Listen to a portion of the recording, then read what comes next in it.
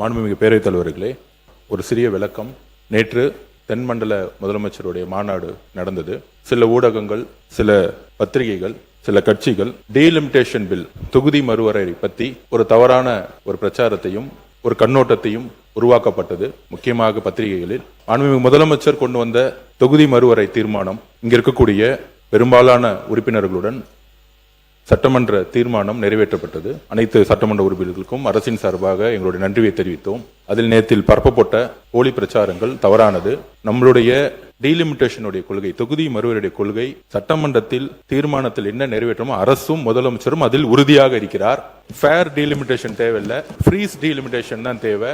543 உறுப்பினர்கள் கொண்ட அந்த நம்பரை நம்ம ஃப்ரீ செய்யணும், ஒன்றிய அரசு ஃப்ரீ செய்யணும். அடுத்த 25 வருஷங்களுக்கு ஒரு தனி சட்டம் கொண்டு வந்து உருவாக்கணுங்கிறது இந்த சட்டமன்றத்தில் நம்ம எடுத்த தீர்மானத்தில் மாண்புமிகு முதலமைச்சரும் சரி, இந்த அரசும் சரி உறுதியாக இருக்கிறதை இந்த அவையில் நாங்கள் பதிவு செய்கிறோம். இந்த டீலிமிட்டேஷனை பத்தி ஒரு 2 நிமிஷம் நான் பேசினோம். திமுகவோட நிலைப்பாடு மாறுற மாதிரி இருக்கு. நம்மளுடைய குறிக்கோள் ஃபேர் இல்ல, 7.18 இருக்கணும், அப்படியே தான் இருக்கணும். ஆனால் 50% அதிகமாக கொடுக்கிறோம் அப்படிங்கிற ஒரு விஷயத்தை ஒன்றிய அரசு கொண்டு வந்தால் அதையும் நாம் எதிர்க்கிறோம் அப்படிங்கறத அன்னைக்கு அவையில பதிவு பண்ணியிருந்தோம். எப்படி பிஜேபியில பிரைம் மினிஸ்டர் வாஜ்பாய் தலைமையில் இருக்கும்போது 25 வருஷம் 7.18 அப்படியே மெயின்டைன் பண்ணி 25 வருஷம் சிறப்பு சட்டம் கொண்டு வந்தாரோ, திமுகவை பொறுத்த வரைக்கும் எலெக்ஷனுக்கு முன்னாடி டீலிமிட்டேஷன் வேணான்னு சொல்லிட்டு பேப்பர் எரிச்சிருக்காங்க. 50% கொடுத்தாலும் வேணான்னு சொல்லணும். ஏன்னா இங்க 50% கொடுக்கும்போது வட மாநிலங்கள் 50% இன்க்ரீஸ் ஆகும். 50% இன்க்ரீஸ் ஆகும்போது 5-6 மாநிலங்கள் சேர்ந்தாலே அரசியலுடைய நிலைப்பாடு வரக்கூடிய தேர்தல் காலங்களில் ஒரு கட்சிக்கான மாறுங்கிறது திமுகவும் இதுதான் வலியுறுத்துச்சு. ஆளுங்கட்சியா இருக்கும் பொழுது ஒரு நிலைப்பாடும் இப்ப இருக்க வேண்டிய தேவையில்லை. தமிழ்நாட்டில் அன்னைக்கு தெளிவா நம்மளுடைய முதலமைச்சருடைய தீர்மானம் ரொம்ப சிம்பிளான தீர்மானம். 543 நம்ம நிப்பாட்டணும். திமுகவுடைய எம்பிக்கள் திமுகவுடைய எம்பிக்களா நம்ம பார்க்க கூடாது. காங்கிரஸோட எம்பிக்கள், கம்யூனிஸ்டோட எம்பிக்கள், விசிகோட எம்பிக்கள் எல்லாமே மக்கள் தேர்ந்தெடுக்கப்பட்டது. மாநில சுயாட்சியை யார் வலியுறுத்தினாங்க அவங்கள தான் பாராளுமன்ற உறுப்பினர் தேர்ந்தெடுத்திருக்காங்க. அப்ப தமிழ்நாட்டு மக்களுக்கு ஒரு பிரச்சனை வரும் பொழுது 50% உங்களுக்கு அதிகமான எம்பி கொடுக்கறோங்கிறது இது வரைக்கும் தமிழ்நாடு மக்கள்கிட்ட எந்த விதமான கோரிக்கை வந்ததே கிடையாது. திமுகவும் அந்த கோரிக்கை வச்சது கிடையாது.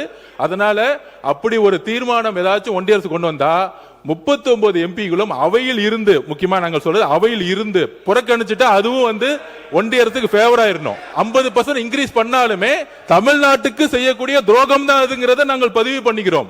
இப்ப 543 நிப்பாட்டுங்கிறது தான் எங்களுடைய முதலமைச்சரும் சரி, அரசும் சரி, அன்னைக்கு ஏற்றிய தீர்மானமும் சரி.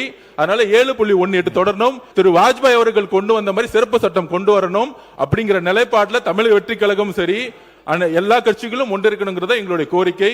தயவு செய்து திமுக மாநில சுயாட்சி வலியுறுத்தி அண்ணாவின் கொள்கை வழியில் இன்னும் 25 வருஷத்துக்கு கேட்கக்கூடிய இடத்துல மிகப்பெரிய கடமையும் பொறுப்பும் இருக்கு. அந்த பாராளுமன்ற உறுப்பினர்களுக்கு எதிர்கட்சி தலைவர் பேசும்போது இததான் அன்னைக்கு உறுதி கொடுத்தாரு. இன்றைக்கு 50% இன்கிரீஸ் சொல்லும் பொழுது அதுக்குள்ள போய் தமிழ்நாட்டை அடமான வச்சு கூடாங்கிறத எங்களுடைய கோரிக்கை. இங்கு எந்த கட்சியை பத்தி நம்ம பேச வேணாம். திருப்பியும் சொல்றோம், மாநில உரிமைகள் சம்பந்தப்பட்ட பிரச்சனை இது. அதுல அண்ணாவுடைய முழக்கம் பாராளுமன்றத்தில் என்ன முழங்கினாரோ நம்மளுடைய முன்னாள் சட்டத்துறை அமைச்சர் சொன்னதுல நாங்கள் உடன்படுறோம். அம்மையார் இந்திரா காந்தி அம்மையார் இருக்கும்போது, வாஜ்பாய் இருக்கும் பொழுது திமுக அன்னைக்கு அழுத்தம் கொடுத்து அன்னைக்கு ஒரு சிறப்பு சட்டத்தை கொண்டு வந்தாங்க. இந்த 7.18 நிலைப்பாடுங்கிறது நம்ம ஒத்துக்கிறோம். ஆனால் ஒவ்வொரு காலகட்டத்திலையும் ஒன்றிய அரசு ஒரு புதுசா ஒரு பாலிசி கொண்டு வரும். இன்னைக்கு நம்ம சில உறுப்பினர்கள் சொன்னாங்க, இல்ல ஒன்றிய அரசு நமக்கு இந்த மாதிரி ஒரு ஆஃபர் கொடுக்கறாங்கன்னு. இந்த கடந்த 12 வருஷமாக கொண்டு வந்த அனைத்து சட்டங்களும், முக்கியமாக தென் மாநிலம் மட்டுமே தமிழ்நாட்டுக்கு நீட்டா இருக்கட்டும், ஜிஎஸ்டியா இருக்கட்டும், அனைத்து சட்டங்களும் நமக்கு எதிராக கொண்டு வந்த சட்டம். அதுக்காக திமுகவும் போராடி இருக்கு. அப்ப ஒரு ஆஃபர் கொடுக்கறாங்கன்னா அது தமிழ்நாடு நல்லதுக்காக அந்த ஆஃபர் கொடுக்கல. அதுக்குள்ள ஒரு தேர்தல் அரசியல் இருக்கும். அப்ப இங்க 50% இன்க்ரீஸ் ஆகும் பொழுது முக்கியமா வட மாநிலங்களுக்கு கூடிய, முக்கியமா இந்தி பேசக்கூடிய மாநிலங்கள் அளவுக்கு அதிகமான நம்பர்ஸ் அதிகமாகும், அங்கேயும் அதிகமாகும் பொழுது தேர்தல் பிரச்சாரங்கள் அதுக்கு பயன்படும். அப்ப நம்மளுடைய வாய்ஸ் எதிர்கால தேர்தல்ல இன்னும் நம்ம இழக்க வேண்டிய சூழ்நிலை வரும். அதனாலதான் அன்னைக்கு தமிழ்நாட்டிலிருந்து ஏற்பட்ட குரல், முக்கியமாக தென் மாநிலிருந்து ஏற்பட்ட குரலை அம்மையார் இந்திரா காந்தி அம்மாவும் சரி, வாஜ்பாய் அவர்களும் சரி செவிசாய்த்து ஒரு சிறப்பு சட்டத்தை கொண்டு வந்தாங்க. நம்மளுடைய சகோதரர், நம்மளுடைய சட்டமன்ற உறுப்பினர் சொல்ற மாதிரி பாராளுமன்ற உறுப்பினர்களுடைய பணி லோக்கல் அட்மினிஸ்ட்ரேஷனுடைய ஒர்க் கிடையாது. பாராளுமன்றத்தை பாராளுமன்றத்தில் போய் சட்டத்தை இயற்றக்கூடிய பணி அவங்க லோக்கல் அட்மினிஸ்ட்ரேஷன்ல வர வேண்டிய அவசியம் இல்லை. அதனால பாப்புலேஷன் பேஸ் பண்ணி இது அந்த காலத்துல இருந்து இப்ப இல்ல, இந்திரா காந்தி அம்மையார் காலத்துல இருந்து வாஜ்பாய் அம்மையார் காலத்துல இருந்து எல்லா கட்சிகளும் 7.18ங்கிறது பாப்புலேஷன் பேஸ் பண்ணி தான் பிக்ஸ் செய்யப்பட்டது. அது முதல்ல நீங்க புரிஞ்சுக்கோங்க. அது ஒன்னும் புதுசா, அது ஒன்னும் நம்மளுடைய இப்ப வந்து நம்ம இந்தியாவிலே அதிகமான ஜிடிபியில தமிழ்நாடு நம்பர் 2 இருக்கு. இப்படி மத்திய அரசு சொல்லலாமே, ஒன்றிய அரசு அதிகமான ஜிடிபிக்கு அதிகமான எம்பி கொடுக்கலாம்னு சொல்லாமே. நம்ம கஷ்டப்பட்டு எஜுகேஷன் உருவாக்கி இருக்கோம். கீழ இருந்து நம்ம வந்து பாத்தீங்கன்னா 40 காலத்துல நம்மளும் ஒரு பின்னாடி இருந்த மாநிலமா இருந்திருக்கோம், கடினப்பட்டு முன்னேறி மேல வந்திருக்கோம். அப்ப ஒரு சிறப்பு, இந்தியாவிலே அதிகமான பொருளாதாரத்தை உருவாக்கிய மாநிலத்துக்கு ஒரு சிறப்பு பிரதிநிதித்துவம் கொடுக்கலன்னு நம்ம கொடுத்திருக்கலாமே. ஏன் இது வரைக்கும் நம்ம கொடுக்கல? அப்ப நம்ம சொன்னது அன்னைக்கு சொன்னது அவையில புரிஞ்சுக்கல. தமிழ்நாட்டில இருந்து தென் மாநில இருந்து ஒரு பிரதம மந்திரி உருவாகணும்னா ஒரு கட்சி சார்ந்து ஒருத்தர் வந்து பிரதம மந்திரி ஆகணுங்கிறத நாங்க சொல்ல வரல. நம்மளுடைய குரல் பாராளுமன்றத்தில் இப்ப இருக்கக்கூடிய எம்பிகளுக்கு 3 நிமிஷம் பேச டைம் கிடைக்க மாட்டேங்குது. இது வந்து எல்லா உறுப்பினருக்கும் சொல்லிட்டே இருக்காங்க. வருஷம் 365 நாள்ல அண்ணன் திருமாவளவன் அடிக்கடி பதிவு பண்ணிட்டே இருப்பாரு. ஏன் அண்ணன் அன்புமணி அடிக்கடி பதிவு பண்ணிட்டே இருக்காரு, நான் எம்பியா இருக்கும்போது எனக்கு ஒரு 3 நிமிஷம் கூட டைம் கிடைக்கல. இப்படி இருக்கும் பொழுது நாளைக்கு 880 எம்பி ஆக்குறீங்க, இன்னும் ஒரு பாப்புலேஷன் இங்க 1000 எம்பி ஆக்கீங்களா, 1500 எம்பி ஆக்கீங்களா? ஒண்ணு இல்ல. இப்ப இங்க இருக்க 234 எம்எல்ஏ பாப்புலேஷன் பேஸ் பண்ணி நம்ம 500 எம்எல்ஏ ஆகணும், எல்லாத்துக்கும் பேசுறதுக்கு வாய்ப்பு கிடைச்சிருமா? அப்படி கிடையாது. இது அண்ணா சொன்னதுதான். பெரும்பான்மையை பேஸ் பண்ணி ஒரு ஜனநாயகத்தை உருவாக்க முடியாது. அதுதான் அண்ணா சொன்னாரு. அதுல நாங்கள் உடன்படுறோம். 7.18ங்கிறத நீங்க ஃப்ரீஸ் பண்ணி தான் ஆகணும். 50% எம்பியை நீங்க இன்க்ரீஸ் பண்ணீங்கன்னா இல்ல 7 அதுல ஒரு சூட்சமா இருக்கு. அதுதான் நான் திருப்பி சொல்றேன். 7.18ஓட நாங்க 50% எம்பி தரோம் அப்படின்னா வட மாநிலங்களோட பிரதிநிதித்துவம் அதிகமாகும். திருப்பி யூபியோட பிரதிநிதித்துவம் அதிகமாகும் பொழுது, பீகார் ஆகும் போது, மத்திய பிரதேசம் ஆகும் போது, குஜராத் ஆகும் போது, இந்தி பேசக்கூடிய மாநிலங்களுக்கு 50% இன்னும் எம்பிக்கள் அதிகமா கிடைப்பாங்க. இப்ப தமிழ்நாட்டில இருந்து எந்த மக்களும் கோரிக்கை கொடுக்கவில்லை, எங்களுக்கு எம்பி அதிகமா வேணும். இப்ப தருமபுரி மக்களோ, கிருஷ்ணகிரி மக்களோ, இல்ல இங்க சென்னையில இருக்கவங்களோ எங்களுக்கு பாராளுமன்றத்தை உடைச்சு இன்னொரு எம்பி ஆக்குன்னு எங்க கோரிக்கை வந்துச்சு? தமிழ்நாடு மக்கள் இது வரைக்கும் எந்த கோரிக்கை இல்லையே. தமிழ்நாட்டில இருந்து கோரிக்கை வச்ச நீட்டை வந்து அபாலிஷ் பண்ணல, ஜிஎஸ்டி அபாலிஷ் பண்ணல, எஜுகேஷன் சட்டம் அபாலிஷ் பண்ணல. ஆனா தமிழ்நாட்டில இருந்து கோரிக்கை இல்லாம ஒன்றிய அரசு 50% கொடுக்குன்னு சொல்லும் பொழுது அங்க ஒரு அரசியல் இருக்குங்கிறத இங்க இருக்கவங்க எல்லாத்துக்கும் தெரியும். திமுக அதில் உடன்படிக்க கூடாதுங்கிறதா எங்களுடைய வேண்டுகோள். ஏன்னா திமுக கிட்ட எம்பிக்கள் இல்ல 50%க்கு உடன்படிக்க கூடாது. அதுதான் நான் சொல்ல வரேன். 50 நமக்கு அதுல உடன்படிக்கலன்னா ரொம்ப சந்தோஷம். அதுல எந்த விதமான கருத்து வேறுபாடு கிடையாது. நான் திருப்பியும் சொல்லி போறேன், மாநில கொள்கையில் வரும்போது நாம் எல்லாம் இணைந்துதான் ஆகணும். நான் வந்து திமுக எதிராக எந்த கருத்தையும் சொல்லல. தமிழக வெற்றி கழகமும் திமுகவும் அதிமுக ஒரு நிலைப்பாடு எடுத்துருச்சு, அது ஓகே.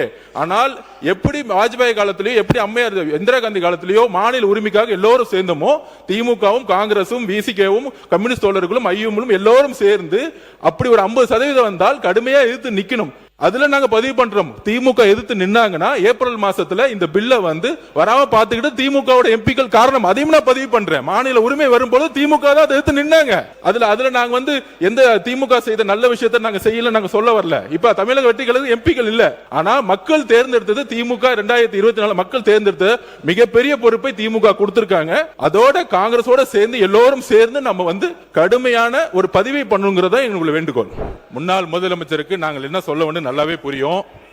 வாஜ்பாய் அவர்கள் இதே மாதிரி மக்கள் தொகை கணக்கெடுப்பு முடிஞ்ச உடனே தமிழ்நாட்டுடைய கோரிக்கையும் சரி, தென் மாநில கோரிக்கையும் சரி, 25 வருஷத்துக்கு சிறப்பு சட்டம் கொண்டு வந்து பண்ணாரு. அதுதான் நம்மளுடைய கோரிக்கை. அதுதான் தென் மாநிலங்கள். இது நம்ம மட்டும் இல்ல, சிறப்பு சட்டம் ஒன்றிய அரசால் கொண்டு வர முடியும். அதுக்கு உங்களுடைய எம்பிகளும் மாநில உரிமைக்காக குரல் கொடுங்கிறது எங்களுடைய வேண்டுகோள். இதுதான் நம்ம சொல்றோம். பிஜேபியோடைய பிரைம் மினிஸ்டர் இருந்த வாஜ்பாய் அவர்கள் மாநில உரிமைக்காக, முக்கியமா தமிழ்நாட்டோட உரிமைக்காக வந்து சிறப்பு சட்டம் கொண்டு வந்த மாதிரி நமக்காக ஒரு சிறப்பு சட்டம் கொண்டு வராங்க. அதுல 50% தமிழக மக்களுக்கு எந்த கோரிக்கை இல்லைங்கிறதா நாங்க பதிவு பண்றோம். தமிழக மக்களுக்கு கோரிக்கை இல்லாம போது நீங்க ஒரு கோரிக்கை வைக்காதீங்கிறதா நம்மளோட வேண்டுகோள். அரசியல் பசப்பு வார்த்தைகள்லாம் வேண்டாம். ஒன்னே ஒண்ணுதான், 7.18 543 ஃப்ரீஸ். இவ்வளவுதான் நம்மளுடைய தீர்மானம். 50% ஆஃபர் கொடுத்தா மாண்புமிகு எதிர்க்கட்சிகள் பதில் சொல்லணும். சட்டம்லாம் இல்ல, 50% வந்து சட்டம்லாம் கிடையாது. 50% சட்டம் கிடையாது. தயவு செய்து புரிஞ்சு கொள்ளுங்கள். 50% மாநிலத்துக்கு கொடுக்கிறது சட்டம் கிடையாது. திரு வாஜ்பாய் அவர்கள் எப்படி மக்கள் தொகை கணக்கு முடிஞ்சவன தென் மாநிலங்கள் கோரிக்கையை ஏற்று எப்படி வந்து 543 ஃப்ரீஸ் பண்ணாங்களோ அதே சிறப்பு சட்டத்தை கொண்டு வரணுங்கிறதா தமிழ்நாட்டுடைய கோரிக்கை. அதான் தீர்மானம். பெரும்பாலான நபர்கள் அதுக்கு தான் ஓட்டும் போட்டு அந்த தீர்மானம் நிறைவேற்றணும். அண்ணன் நேரு அண்ணன் வந்து சொன்ன வார்த்தைகள் இன்னும் முழுமை பெறல. அண்ணன் நேரு அண்ணன் கிட்ட ஒரே ஒரு கேள்விதான். 7.18 மெயின்டைன் பண்றோம், அதான் திமுக நிலைப்பாடு. 50% அதிகமான உறுப்பினர்கள் கொடுக்கணும்னு சொன்னாலும் எதிர்த்து நிக்கணும். இதுதான் திமுக அந்த காலத்துல எதிர்த்து நின்னுக்குறத பதிவு பண்றோம். அது எதிர்த்து நிக்கணும். அவ்வளவுதான்.